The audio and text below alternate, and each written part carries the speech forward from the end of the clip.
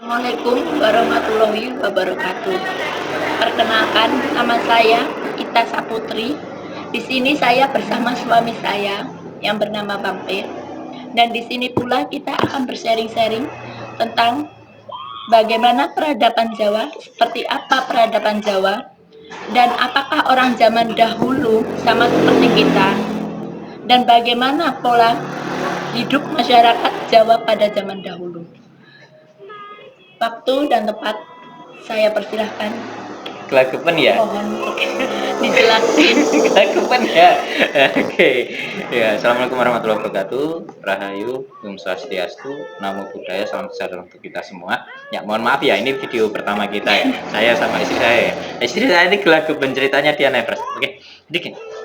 Jadi gini, kita di sini akan sharing tentang peradaban Jawa yang tadi di mana ada 3 pertanyaan dilontarkan. 1, bagaimana peradaban Jawa itu dibangun?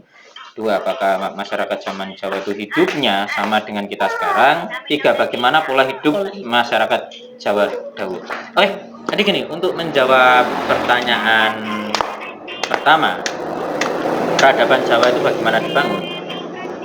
Ketika kita membahas suatu peradaban, sebelum kita belajar apa itu peradaban, sebelum kita menjelaskan apa itu peradaban, hendaknya kita tahu peradaban itu apa.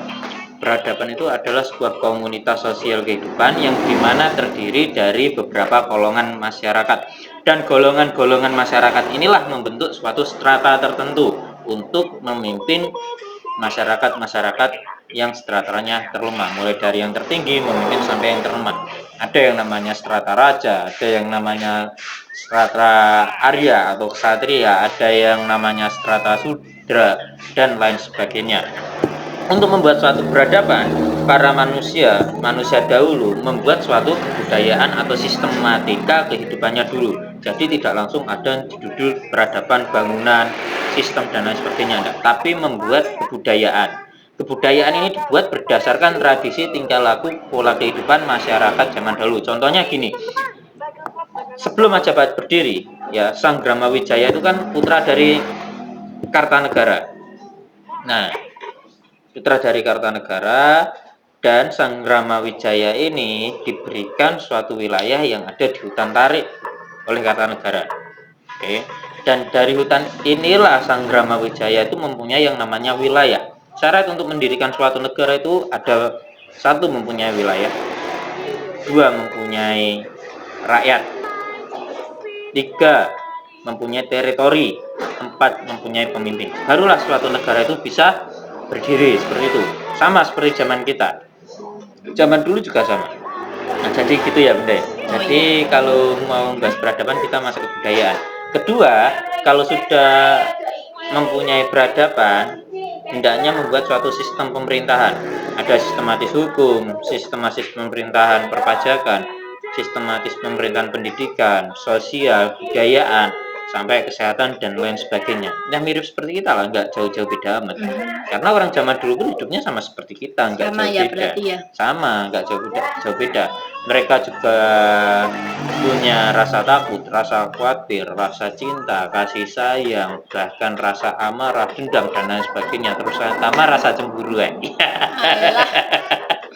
Nggak, bercanda.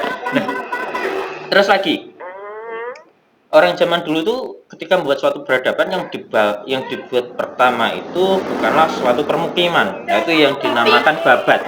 Babat itu membuka atau pembukaan lahan, seperti itu. Jadi yang dibuat pertama kali itu membuka lahan untuk sistem pertanian, makanan dulu. Jadi tidak langsung dudul dirikan rumah di situ, enggak.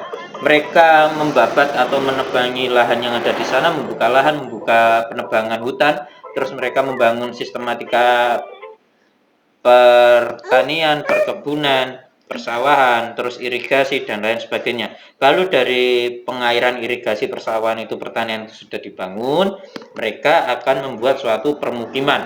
Di mana ketika membuat suatu permukiman ini banyak penduduk ya yang berpindah dari negara satu ke negara baru. Karena apa? Perluasan wilayah satu, yang kedua banyaknya wilayah kosong, dan dilihat banyaknya potensi pengembangan pertanian, sehingga lebih banyak tenaga kerja yang dibutuhkan di wilayah baru tersebut. Sama seperti kita. Sekarang Indonesia kan baru mengalami proses pembangunan ibu kota negara Nusantara yang ada di Kalimantan. Kalimantan.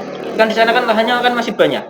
Otomatis dong nanti Indonesia akan membuka perpindahan penduduk. Mungkin Iya. yang dari terpadat menuju ke wilayah tersebut. Wilayahnya. Dan di sana penduduknya akan diberikan wilayah gratis, penanaman, pertanian untuk pengelolaan lahan seperti itu. Sama kok sama yang zaman dulu itu sama. Kemudian sistem, ketika sudah membuat suatu pertanian, mendirikan permukiman, harus mendirikan sistem, baru kemudian mendirikan sistem. Sistem inilah yang disebut sebagai negara ketagama atau ketatanegaraan. Ada raja yang sebagai pemimpin, kemudian ada yang namanya pejabat hukum, ada yang namanya para parlemen, kementerian kerajaan, dan lain sebagainya, seperti itu. Ibaratkan sekarang Indonesia punya presiden, di bawah presiden ada wakil presiden, Iya. terus ada Dewan Perwakilan Rakyat dan Majelis Permusyawaratan Rakyat, seperti itu. Kemudian untuk pertanyaan kedua, Apakah orang zaman dahulu itu sama seperti kita? ya orang zaman dahulu sama seperti kita ya, dan tidak beda-beda amat lah, karena memang banyak faktor ya yang Mempengaruhi, tapi Satu, siklus kehidupannya juga sama siklus ya. kehidupan sama, ada kelahiran, ada kematian, ada sakit, ada gunda, ada tawa, ada duka, dan lain sebagainya. Bahkan kecelakaan, tabrakan pun juga ada. Contohnya sama-sama naik andong ya, andong Iya. atau kereta kuda. Udah. Terus kedua kusir ini nggak bisa saling, apa itu namanya? Nggak bisa saling ngontrol kendaraan semua, teman-teman jadi tabrakan kuda. Nah, sama, korban jiwa juga ada. Mereka juga sama seperti kita butuh makan, mereka juga punya makanan, mereka punya sistem makannya sendiri, sistem kulinernya sendiri, rasa klasik yang mungkin di zaman sekarang kita sangat langka untuk mendapatkan cita rasa tersebut, mereka sangat mempunyai. Seperti itu. Dan mereka juga sama seperti kita, punya istri, punya anak, punya cinta, punya kasih sayang, punya dendam, punya emosi, punya amarah. Sama kok seperti kita, nggak jauh beda. Jadi jangan dipola persepsikan orang zaman dulu itu cenderung ke sakti bisa loncat terbang sampai melayang. Oh, enggak ada hal seperti itu. Yang ketiga, bagaimana pola kehidupan masyarakat Jawa pada zaman dahulu? Nah, kalau kita membahas bagaimana pola kehidupan masyarakat Jawa pada zaman dahulu, kita harus merujuk pada satu hal, yaitu pembelajaran arkeologi. Ada dua pembelajaran kejarahan yang harus dipelajari sebelum kita masuk ke pembelajaran sejarah secara umum. Pertama itu ada metode arkeologi, yaitu mengenali sejarah atau mempelajari sejarah berdasarkan benda peninggalan sejarah. Kemudian jika kita bisa melihat benda peninggalan sejarah, kita akan menemukan sistem antropologi, yaitu sistem perilaku hidup atau pola hidup masyarakat zaman dulu. Baru kita bisa menelisik ke kesejarahan. Contoh nih, di sini kan ada gelas. Mungkin 200 tahun lagi gelas ini akan jadi benda peninggalan sejarah seperti itu. Nah, contoh ini ada gelas ya, Bunda ya. Iya. Gelas ini nanti 200 tahun lagi sampai 250 tahun lagi akan menjadi benda peninggalan sejarah. Ya. Karena apa? 200 tahun lagi sampai 250 tahun lagi mungkin kita minumnya sudah nggak pakai gelas. Iya. Ada alat canggih lain yang menggantikan gelas. Dan gelas tidak terbuat dari kaca, bisa dari apapun. Dan ketika orang-orang di masa depan menemukan gelas kita, mereka akan mempelajari gelas ini materialnya apa, material bahan pembuatannya dari apa, proses pembuatan bagaimana, lekuk. Nah, ini kan ada lekuk. Cetakannya itu. Cetakan untuk pembuatan apa, perantara pembuatan seperti apa, prosesnya seperti apa. Terus ini ada lekuk. Ini yang dinamakan ornamen. Ornamennya apa? Nah, ini kan kalau orang, misalkan kita hidup di 250 tahun lagi ya. Oh, gelas ini dari kaca. Ini gelas abad ke-20, tepatnya tahun 2023. Kan seperti itu. Iya kan? Abad ke-23 lah. Tepatnya tahun 2023. Oh, ini terbuat dari kaca. Oke, simpan di museum. Seperti itu. Nah, sekarang kita melihat sebuah candi. Kita lihat sebuah candi. Misalkan nih, kita ke Candi Pelausan. Ya toh? Kita ke Candi Pelausan, kita mempelajari Pelausan ini buat tahun berapa? Oh, sekitar abad ke-9.